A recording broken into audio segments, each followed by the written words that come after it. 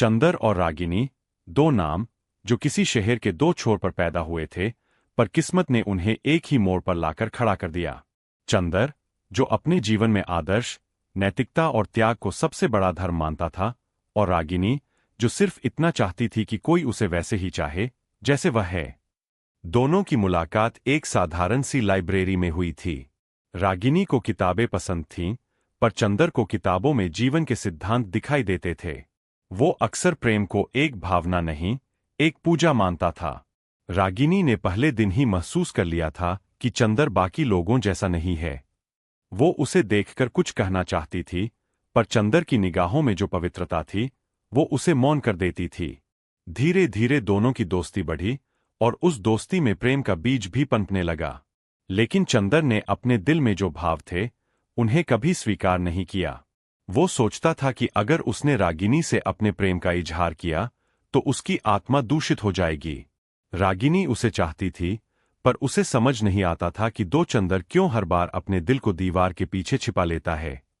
वो कई बार कहती, चंदर, अगर प्रेम में त्याग ही सब कुछ है, तो अपनापन कहा जाएगा, पर चंदर के लिए ये प्रश्न पाप जैसा था। वो कहता, रागिनी, मैं तुम्हें देवी की तरह पूजता हूं। अगर मैं तुम्हें छू लूं, तो मेरी श्रद्धा अपवित्र हो जाएगी। रागिनी के लिए ये शब्द आराधना नहीं, अस्वीकार थे। वो सोचती, जिस प्रेम में स्पर्श पाप हो, वहां भावनाएं कहाँ जीवित रहेंगी। समय बीतता गया। रागिनी की आंखों में जो अपनापन था, वो धीरे धीरे टूटने लगा। वो समझ चुकी थी कि चंदर उससे प्रेम करता है, पर उस प्रेम को नाम देने से डरता है। एक दिन उसने चंदर से कहा, अगर तुम मुझे देवी मानते हो, तो मुझे इंसान बनकर चाहो, क्योंकि मैं पत्थर नहीं हूं। मैं महसूस करती हूं, चंदर ने जवाब दिया, प्रेम का सबसे ऊंचा रूप वही है, जिसमें इच्छा न हो, सिर्फ समर्पण हो। रागिनी मुस्कुराई, फिर तुम देवता बनो चंदर, मैं इंसान रहूंगी। और उस दिन के बाद वो दोनों अलग रास्तों पर चल पड़े। चंदर अपने आदर्शों के साथ रह गया, और रागिनी अपने टूटे दिल के साथ। पर किस्मत को अभी और खेल खेलना था। सालों बाद जब रागिनी चेहरे पर शांति थी, पर आंखों में थकान, चंदर ने पूछा, क्या तुम खुश हो? रागिनी ने हल्की मुस्कान के साथ कहा, खुशी, शायद वो शब्द अब सिर्फ किताबों में अच्छा लगता है। वो कुछ देर चुप रही और बोली, जानते हो चंदर, मैंने तुम्हें भुलाने की बहुत कोशिश की, पर हर बार जब मैं आईने में खुद को देखती हूं, तो मुझे तुम्हारी दी हुई अधूरी पूजा याद आती है। चंदर की आंखें भीग गईं। वो बोला, शायद मैं गलत था रागिनी, शायद प्रेम को मैंने बहुत ऊंचा उठा दिया था। रागिनी ने उसकी ओर देखा और कहा, नहीं चंदर, प्रेम को तुमने ऊंचा नहीं, दूर कर दिया था। उसके बाद वो चली गई। उस दिन के बाद चंदर ने खुद से बात करना बंद कर दिया। उसने किसी से प्रेम नहीं किया।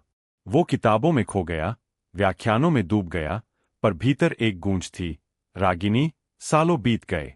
रागिनी अब बीमार थी। जब उसकी मृत्यु हुई, तो उसने अपने पति से सिर्फ एक बात कही, अगर कभी चंदर मिले, तो कहना कि मैंने उसे माफ कर दिया। और संयोग देखो, कुछ महीनों बाद चंदर को वही खबर मिली। वो कई सालों से खुद को देवता मानने वाला इंसान उस दिन पहली बार टूटा। वो भागा, रोया, और अपनी नोटबुक में सिर्फ एक पंक्ति लिखी, मैंने प्रेम को पूजा बना दिया, और पूजा में इंसानियत खो दी। उसने उस दिन सारी किताबें बंद कर दीं।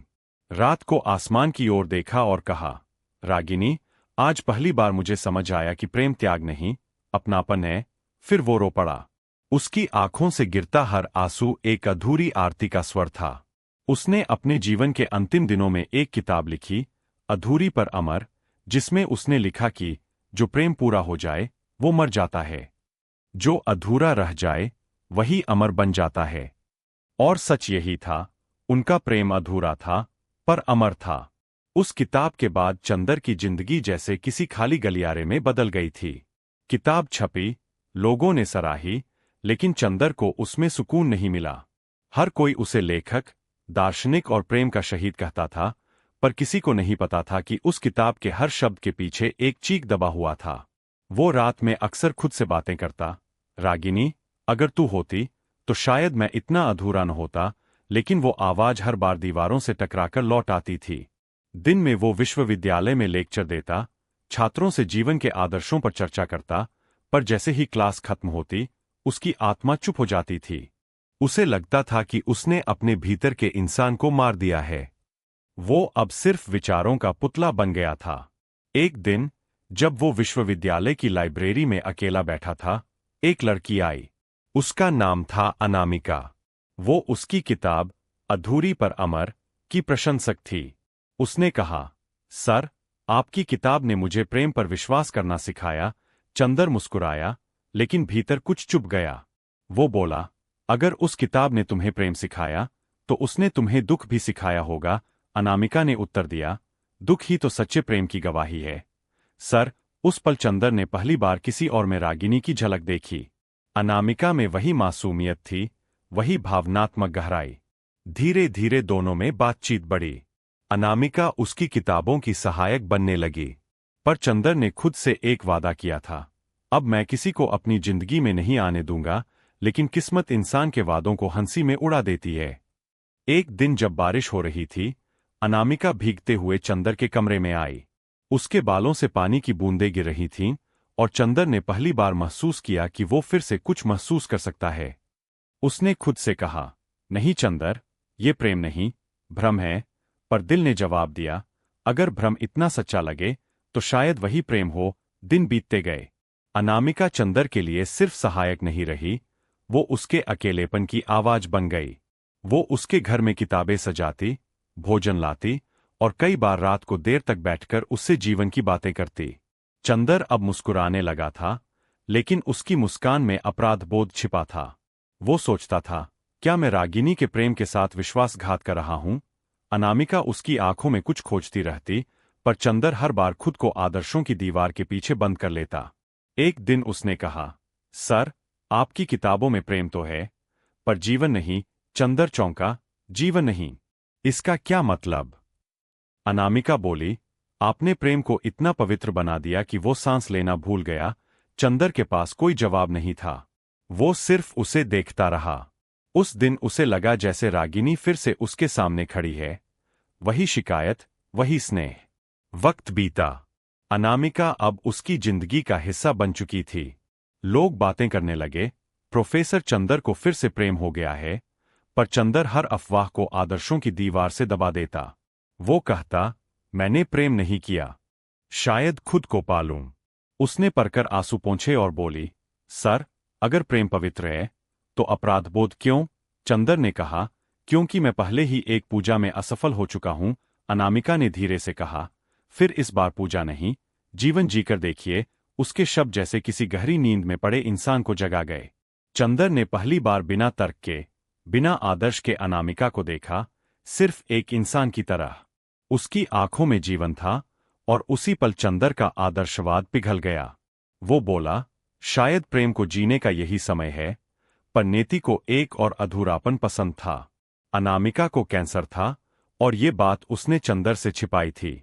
जब उसे पता चला, वो फिर से टूट गया। उसने कहा, क्यों छिपाया तुमने? वो मुस्कुराई, क्योंकि मैं नहीं चाहती थी कि आप फिर से त्याग में जिए, इस बार बस प्रेम में जिए। उस दिन चंदर ने पहली बार किसी के सामने रोया। वो उसके पास बैठा रहा, उसका हाथ थामा, और बोला, अनामिका, अगर प्रेम अधूरा रहना नेति है, तो मैं इस अधूरेपन को स्वीकार करता हूं। उसने आखिरी सांस लेते हुए कहा, सर, अधूरा प्रेम ही तो अमर होता है। वो मुस्कुराई और उसकी आंखें बंद हो गईं। चंदर ने उस रात अपनी किताब में अंतिम पंक्ति लिखी, प्रेम की कोई मृत्यु नहीं होती, वो बस रूप बदलता है। उसने अपनी किताब का नाम रखा, अधूरी पर अमर, दूसरा अध्याय। भाग 2 में कहानी यहीं से आगे बढ़ेगी, जहां चंदर इस बार प्रेम को त्याग नहीं बल्कि जीवन का सत्य मानता है, और अंतिम मोड़ में एक गहरी आत्मबोध से गुजरता है। अगर यह कहानी तुम्हारे दिल को छू गई हो, तो वीडियो को लाइक करो, चैनल को सब्सक्राइब करो और हमारे साथ ऐसी ही और भावनात्मक कहानियों के लिए जुड़ो।